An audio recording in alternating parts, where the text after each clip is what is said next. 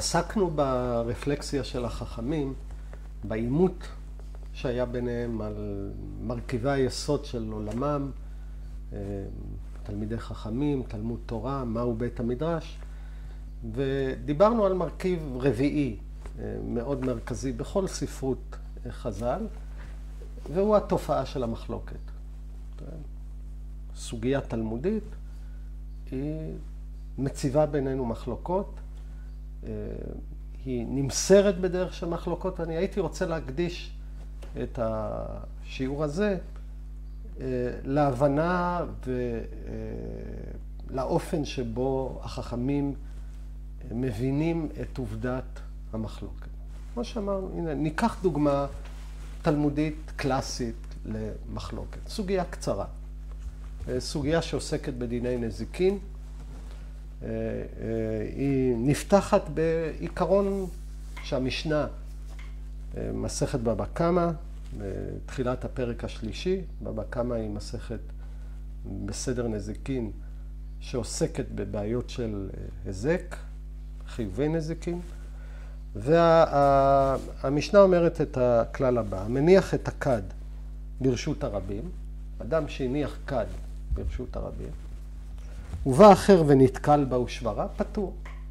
אדם מניח כד ומישהו אחר בא ונתקל, אז האדם שנתקל ושבר את הכד פטור מלשלם לבעל הכד את ערך הכד והנזק שהתרחש.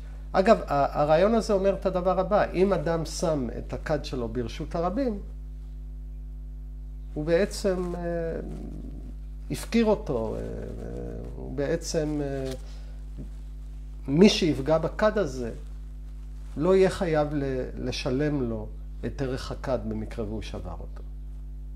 האחריות בעל הכד הוא לשמור על כדו. ואם הוא זק בה, אם האדם שנתקל בכד הוא עצמו הוא זק, ראינו, הולך הרגל הזה שבר רגל או נפצע מהכד, חייב בנזקו. ראינו, בעל הכד יהיה חייב לשלם להולך הרגל הזה את הנזק שהוא גרם לו. זו בעצם הלכה, נגיד ככה במונחים הלכתיים, הלכה בהלכות בור, בור ברשות הרבים. אדם שם אובייקט שלו ברשות הרבים, רכוש שלו ברשות הרבים, וגרם לנזק, הוא יהיה חייב לפצות את הניזוק. זה מאוד מעניין שהסוגיה התלמודית לא מקבלת את העיקרון הזה כל כך בקלות. והנה תהיה לנו דוגמה קלאסית לסוגיה תלמודית ולמחלוקת. והיא אומרת את הדבר הבא, היא שואלת שאלה הבאה: מה היא פטור? למה הולך הרגל שנתקל בכד ושבר אותו פטור? היא באה לעיוני ולמזל. הוא היה צריך לעיין, להסתכל, להתבונן כשהוא הולך. יש חובה גם על הולכי הרגל, לפי השאלה הזאת, להיזהר ולא לפגוע בחפצים שנמצאים ברשות הרבים, לשבור אותם. ראינו, רואים ששאלת התלמוד לא כל כך נהיר לו, הוא לא מקבל את ההיגיון המשפטי, המוסרי, הבסיסי שמכוון את המשנה. אמרי דבי רב משמי דרב, אומרים בבית תלמידיו של רב משמו של רב, הוא אחד האמוראים החשובים, מהדור הראשון של פרשנה המשנה, חכמי התלמוד שנקראים אמוראים, בממלא רשות הרבים כולה בחביות. היינו, במה אנחנו עוסקים? הוא מעמיד את המשנה באיזשהו מקרה ייחודי, שאותו אדם מילא את רשות הרבים בחביות, ולהולך הרגל אין ברירה, הוא שבר חבית. אבל במקרה רגיל של חבית אחת או של כד אחד, אז הולך הרגל יהיה חייב לשם. בעצם מה שאנחנו רואים פה, דבר שרואים לא מעט סוגיות. רואים פה תהליך פרשני. האמוראים, במקרה הזה רב, לא כל כך אוהב את התוצאה המשפטית שנראית על פניה במשנה. והוא מפרש אותה מחדש. הוא אומר, מתי אדם יהיה פטור אם הוא פגע בכד ברשות הרבים? רק אם בעל הכד מילא את כל רשות הרבים בכדים.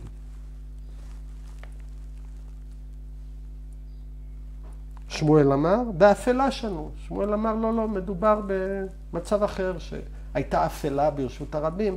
אנחנו לא יכולים לדרוש מהולך הרגל שיסתכל, שיעיין, שיבדוק איפה הוא מסתכל, פשוט הייתה אפלה.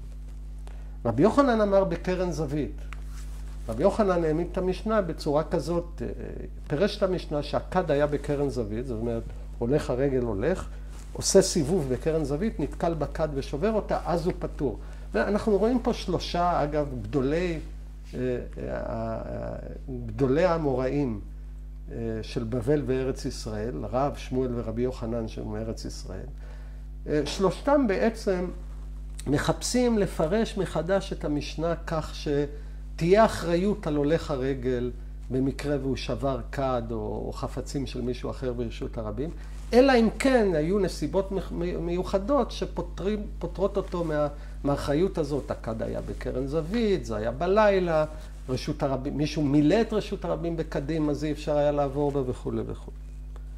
אחר כך יש מחלוקת, שזו מחלוקת אופיינית בסוגיה, שהיא מתנגדת לכל מה שהאמוראים, כל מה שנאמר קודם בשם רב שמואל ורבי יוחנן. והיא אומרת את הדבר הבא. אמר לרבי אבא לרב אשי,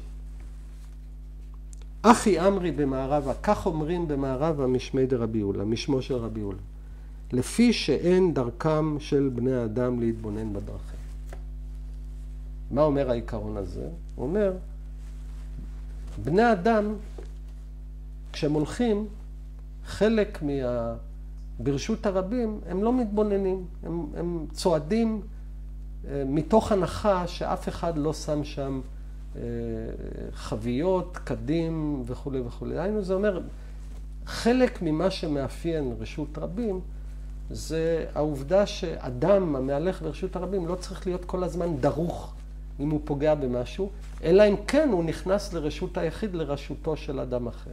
יש לנו פה מחלוקת קלאסית בין המוראים שמפרשי המשנה, על השאלה האם יש אחריות נזיקית על הולך רגל במקרה והוא פוגע בחפץ של מישהו אחר ברשות הרבים, כשמשמו של אולה, וזאת בעצם אחרי זה מסורות שניסו לפסוק הלכה בשאלה הזאת, זאת המסורת ההלכתית. משום שלו אומרת, חלק מהעובדה שרשות היא רשות רבים, זה שההולך בה פטור מסוג הערנות הנדרשת מאדם כשהוא נכנס למקום שהוא לא שלו, דהיינו רשות יחיד של מישהו אחר. אבל זאת דוגמה קלאסית למחלוקת תלמודית, לסוגיה תלמודית, על שאלה משפטית מאוד מעניינת שנוגעת לחלוקת אחריות ולמשמעות ולפשר של איך אנחנו מבינים רשות רבים. עכשיו, כשמסתכלים על רפלקסיה, עושים החכמים על תופעת המחלוקת עצמה. החכמים שואלים את עצמם איך אנחנו מבינים את תופעת המחלוקת. והיא קיימת בדפי התלמוד, בסוגיות התלמוד קיימת במשנה, ויש לנו משנה מאוד מיוחדת שעוסקת בתופעת המחלוקת.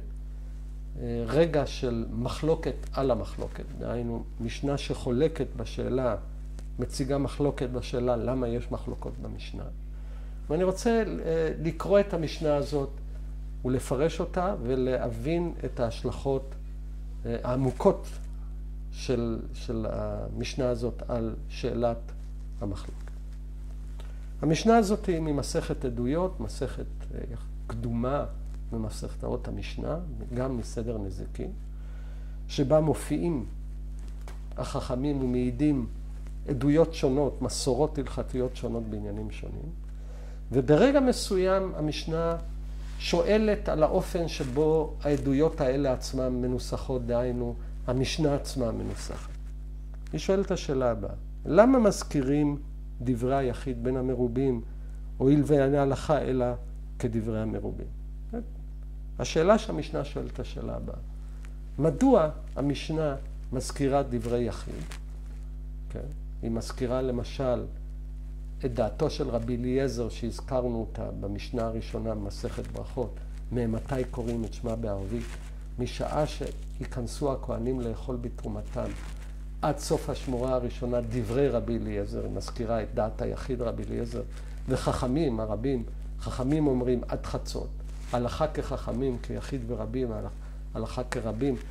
שואלת המשנה על עצמה, בעצם משמה אנחנו מזכירים את דעתו של רבי אליעזר? הרי הם דת יחיד, היא לא ההלכה. למה יש מחלוקות במשנה? ויש לה תשובה מעניינת למשנה הזאת. היא אומרת את התשובה הבאה, שאם יראה בית דין את דברי היחיד, יסמוך עליו. שאין בית דין יכול לבטל דברי בית דין חברו עד שיהיה גדול ממנו בחוכמה ובמניין. היה גדול ממנו בחוכמה, אבל לא במניין. במניין, אבל לא בחוכמה. אינו יכול לבטל דבריו עד שיהיה גדול ממנו בחוכמה ובמניין. אני רוצה להסביר את המשנה הזאת. היא אומרת את הדבר הבא. בית דין יכול לבטל הכרעה של בית דין שקדם לו, בתנאי שהוא גדול מבית הדין שקדם לו במניין, במספר הדיינים שיש בו, מספר החכמים שיש בו, ובחוכמה. הם יותר חכמים מהדיינים הקודמים. זאת דרך שבה בתי דין מבטלים פסיקות של בתי דין קודמים. למשל, למה הדבר דומה? היום בית המשפט העליון, שהוא גדול בחוכמה, גם במניין, מבית משפט מחוזי, יש לו מעמד עדיף במערכת. בית משפט עליון יכול לבטל פסיקות של בית משפט מחוזי. וכו'. אבל, וכאן הדבר המעניין, במקרה שבפני בית הדין הקטן יותר, שהוא לא כל כך גדול כמו קודמו, במקרה שבפני בית הדין הזה, יש דעת יחיד שהוזכרה, דעת המיעוט שהוזכרה על ידי בית הדין הגדול הקודם, הוא יכול לסמוך על דעת היחיד הזאת ולבטל את דברי בית הדין הגדול, גם אם הוא לא גדול ממנו בחוכמה או במניין. יש פה דבר מאוד מעניין. בית הדין כשהוא פוסק, הוא משמר בזיכרון ההלכתי דעות מיעוט, כדי שבתי דין עתידיים, במקרה והם ירצו לחלוק עליו, הם יוכלו לסמוך על דעות המיעוט האלה ולהסמך עליהם כנגד דעת הרוב. יש פה תפיסה מאוד מעניינת. מדוע יש דעות מיעוט במשנה? כדי שדורות עתידיים, במקרה והם ירצו לחלוק על הכרעת הרוב של המשנה, הם יוכלו לסמוך על המיעוט כנגד הכרעת הרוב הזה. בעצם המשנה אומרת על עצמה את הדבר הבא. המשנה היא קוד גמיש, דהיינו היא לא קודיפיקציה סגורה, היא מזכירה דעות מתנגדות, דעות מיעוט, כדי שניתן יהיה להחיות אותם בעתיד גם על ידי בתי דין קטנים יותר. או הייתי אומר, בעצם מה מבטאת תופעת המחלוקת? תופעת המחלוקת מבטאת ענווה מסוימת. ענווה של הרוב. הרוב מכריע, צריך להכריע הלכה כדי לדעת איך כולנו נתנהג, אנחנו הרי צריכים רמה מסוימת של קואורדינציה, רמה מסוימת של שיתוף פעולה בינינו. אבל הכרעת ההלכה הזאת היא פרוצדורה, היא לא קובעת מהי האמת. הכרעת ההלכה הזאת משאירה בצידה דעות מיעוט, היא משמרת דעות מיעוט כדי שניתן יהיה לסמוך עליהם בעתיד. יש פה רעיון מאוד מעניין בעצם שאומר שהטקסטים המכוננים של ההלכה לא יופיעו באופן חד משמעי, גם אם מכריעים הלכה, כדי שהם ישמרו אלטרנטיבות אחרות בתוכם, כדי שניתן יהיה לסמוך עליהם בעתיד. זו תפיסה אחת של רעיון המחלוקת, שיש לה, הייתי אומר, עמדה מאוד מעניינת על מהי הכרעת רוב. הכרעת רוב היא לא הכרעה על מהי האמת ההלכתית. הכרעת רוב היא פרוצדורה, הכרעה פרוצדורלית, נוהלית במהותה, כדי להכריע על נוהל מוסמך, על חוק מוסמך. אבל הרוב, במעשה מאוד מעניין, יש עליו חובה לשמר את דעות המיעוט, ובזה הוא מביע שההכרעה שלו היא הכרעה זמנית, שניתן יהיה להחליף אותה בהסתמך על דעות המיעוט שהרוב הזה שימר. אלא מה? זה מאוד מעניין שהמשנה שלנו לא מסתפקת בכך, ומיד היא מביאה דעת מיעוט על השאלה הזאת עצמה. דהיינו, למה יש מחלוקות במשנה? ואני קורא עכשיו את המשנה שבאה מיד אחרי המשנה שקראנו. אמר רבי יהודה, דעת מיעוט. אם כן, למה מזכירים דברי היחיד בין המרובים? מדוע מזכירים? הוא שואל את אותה שאלה, והוא משיב. לבטלן, כדי לבטל אותם, כדי לבטל את דעת היחיד. שאם יאמר האדם, כך אני מקובל, יאמרו לו כדברי איש פלוני שמעת. דהיינו, לרבי יהודה יש עמדה שונה לגמרי. והוא אומר את הדבר הבא, מדוע מזכירים את דברי היחיד בין המרובים? כדי לקבור אותם באופן סופי. שאם יבוא אדם בעתיד ויגיד, יש לי מסורת אחרת, נגיד לו, כן, כן, זאת מסורת שטיפלנו בה והיא דחויה. זאת אומרת, הזכרת המחלוקת היא לא כדי לייצר קוד גמיש של דעות מיעוט שאנחנו מסתמכים עליהם, אלא כדי לחסל, או אם נרצה לקבור או לסגור באופן סופי את אפשרויות ההתנגדות על ידי זה שהצבנו אותם, דנו בהם וביטלנו אותם. דהיינו, יש לנו ויכוח מאוד עמוק בין החכמים לבין עצמם על השאלה למה יש מחלוקות במשנה, או יותר נכון על השאלה מהי המשנה. האם המשנה היא קוד גמיש שהכרעות הרוב משאירות דעות מיעוט להחייאה עתידית, או המשנה היא קוד סגור, קוד חתום, שמזכיר את דעות המיעוט כדי לקבור אותם סופית. אגב, לוויכוח הזה, מלבד העובדה שיש לו משמעות כבירה על אופי המשנה, יש לו השלכות משפטיות, הלכתיות מרחיקות לכת. כי עכשיו, בין שתי הדעות הללו, יש ויכוח על השאלה אם ניתן לסמוך על דעות המיעוט במשנה. לפי המשנה הראשונה, לפי העמדה הראשונה, ברור שניתן לסמוך על דעות המיעוט נגד הכרעת הרוב, כי לשם כך הם הובאו. לפי דעתו של רבי יהודה, ברור שלא ניתן לסמוך על דעות המיעוט, כי דעות המיעוט הוזכרו כדי שבעתיד אף אחד לא יוכל לסמוך עליהם מפני שהם נידונו ונדחו. זאת אומרת, יש לנו ויכוח במשנה, למה יש ויכוחים במשנה, או מה המשמעות של עובדת היותם של מחלוקות במשנה. אני רוצה להעיר אגב הערה מבחינת עריכת המשנה שהיא מאוד מעניינת. פה יש איזה, אם נרצה, תופעה מעגלית, מורכבת ומעניינת. עורך המשנה עצמו מה עשה? ואני רוצה להגיד משהו על אופן עריכת המשנה. הוא הביא את הדעה הראשונה שהמשנה קוד גמיש כדעת רבים, או בשפה יותר טכנית, כסתם משנה. משנה שהובאה לא בציטוט בשם מישהו. אגב, לרוב זאת משנה שמישהו אמר אותה. נגיד במקרה הזה אולי רבי שמעון אמר אותה, אולי רבי מאיר אמר אותה.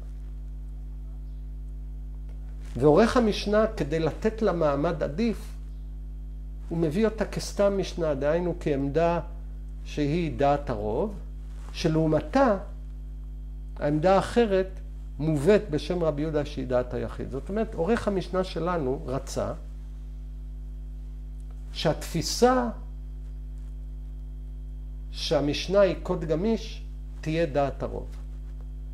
ובעצם, אם מסתכלים לעומק במעשה העריכה הזה, שהוא מאוד מחוכם, בעצם המיעוט ביטל את עצמו. זאת אומרת, אתה אומר ככה, אוקיי, עורך המשנה טען שהמשנה מזכירה דעות מיעוט כדי שאפשר יהיה לסמוך עליהם בעתיד.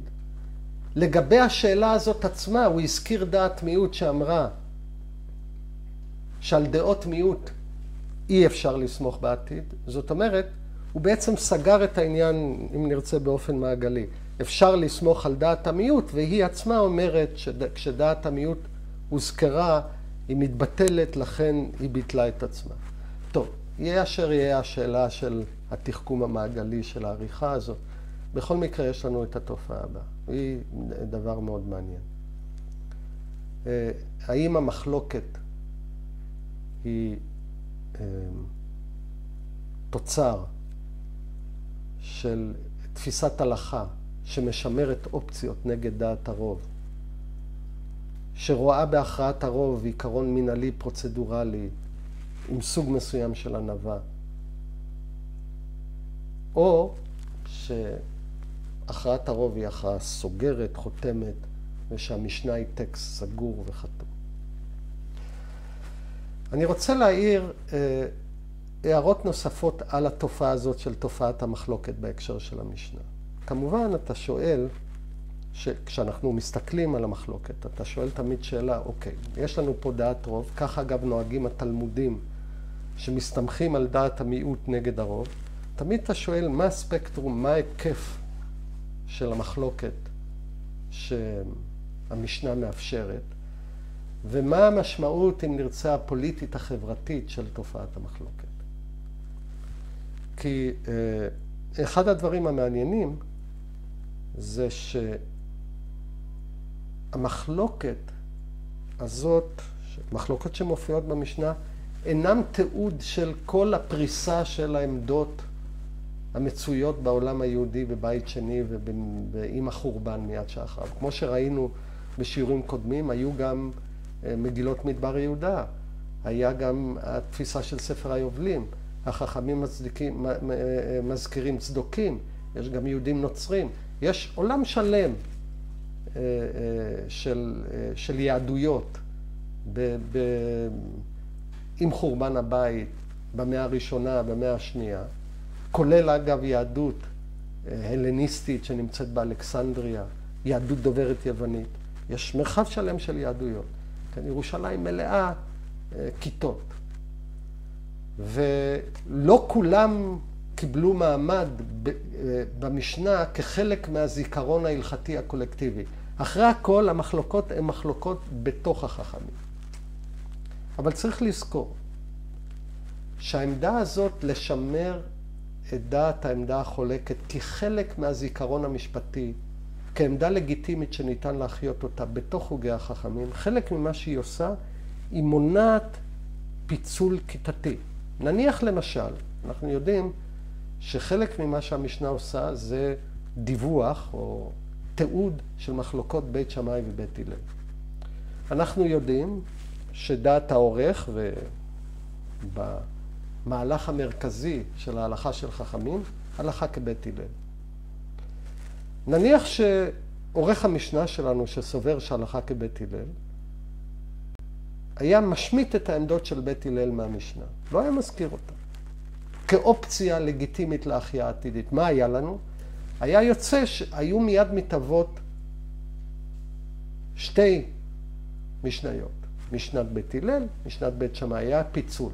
זאת אומרת, העובדה שהמיעוט, גם כשהוא נדחה, הוא נשמר כאופציה אפשרית, מאפשרת לו לחיות בתוך עולם כזה. יש פה, בוא נרצה, אם נרצה, מלבד המשקל התיאורטי של משמעות הכרעת הרוב, יש בהזכרת עמדת היחיד, בשימור שלה, בזיכרון. מה המשנה? המשנה היא אחרי הכל הזיכרון הקולקטיבי, המשפטי של העולם של החכמים, שמועבר לדורות הבאים. בשימור של עמדות המיעוט, בזיכרון הקולקטיבי הזה, יש יכולת הכלה של עמדות שונות בתוך החוגים של החכמים, שאם הייתה משנה אחרת, יכול להיות שהחוגים האלה היו מתפצלים לשתי כיתות שונות. אגב, שאלה מאוד מעניינת גם שמופיעה בתוך המשנה. זה טווח המחלוקת שהמשנה מאפשרת. דיברנו למשל על העובדה שלספר היובלים יש לוח אחר. הלוח שהולך לפי השמש, לא לפי הירח. וזאת מחלוקת שקשה מאוד להכיל בתוך גוף אחד, כי זה לא מאפשר שיתוף פעולה על החגים, יום כיפור הוא לא אותו יום. רגע מסוים, ראש השנה הוא לא אותו. אגב, אחד המקרים המעניינים שבו המשנה לא מאפשרת מחלוקת הוא בענייני התאריכים. כן? יש לנו מחלוקת מעניינת מאוד שמופיעה במסכת ראש השנה, במשנת ראש השנה, שעוסקת בקידוש החודש, בקביעת התחלת החודש לפי הופעת הירח, שבו רבי יהושע טוען שהתאריך שבית הדין קובע הוא תאריך לא נכון, כי הם לא זיהו נכון את רגע הופעת הירח החדש, תחילת החודש. ובית הדין, רבן גמליאל שם, שעומד בבית הדין, מכריח את רבי יהושע לבוא ביום שהוא חושב שהוא היום הקדוש, לבוא במקלו ובתרמילו, כן, ביום הכיפורים, לחלל את יום הכיפורים בתאריך שלו. למה? כי עד כאן מחלוקת אפשרית. אנחנו צריכים האחדה בדיני התאריך. יש פה שאלה נורא מעניינת. כשהמשנה רושמת מחלוקות, מאפשרת מחלוקות, מהו טווח המחלוקות שהוא אפשרי? באיזה שלב מחלוקת בתוך קהילה הופכת למחלוקת בין שתי קהילות? דוגמה, אגב, שהיא קשורה, אם נרצה, למציאות הישראלית העכשווית בימינו. יש במשנה מחלוקות על פרוצדורות של נישואים וגירושים, שאחת התוצאות שלה היא שאם אנחנו לא מסכימים על פרוצדורה של גירושים ונישואים, נניח שאני חושב שגירושים צריכים להתרחש בדרך כזאת, ואתה חושב שגירושים צריכים להתרחש בדרך אחרת, ולפי השיטה שלך, הגירושים, טקסי הגירושים, פירוק המשפחה שהראו אצלי, הם בעצם עדיין לא פירקו את המשפחה. ולפי השיטה שלך בדיוק ההפך, לא ברור שאנחנו נוכל להינשא זה עם זה, ואז יהיה מחלוקת כיתתית, היא תהיה מצב כיתתי. וזה מאוד מעניין שהמשנה משמרת מחלוקות על העניין הזה. ובמסכת יבמות אומרת שאף על פי שבית שמאי נחלקו בעניינים שהם לכאורה קשורים לדיני משפחה, לא נמנעו מלישא נשים זה מזה, כן? הם נשאו אחד את נשותיהם של השני, הם חיו כקהילה אחת. למה? האמת והשלום אהבו. כן? כי הצורך ככה מופיע במקורות אחרים, מקורות תנאים אחרים נוספים, כהנמקה. זאת אומרת, יש לנו תופעה מאוד מעניינת של מחלוקת במשנה. קיימת במשנה מחלוקת על השאלה מדוע יש מחלוקות במשנה, והשאלה הזאת מעלה שאלה רחבה של היכולת של קהילה לשמר את עצמה כקהילה אחת עם קיומם של מחלוקות. שהמשנה עצמה באיזשהו מובן מעידה על אפשרות כזאת, או היא ייצרה אפשרות תרבותית כזאת, שהעולם היהודי בעתיד ימשיך להתמודד איתה.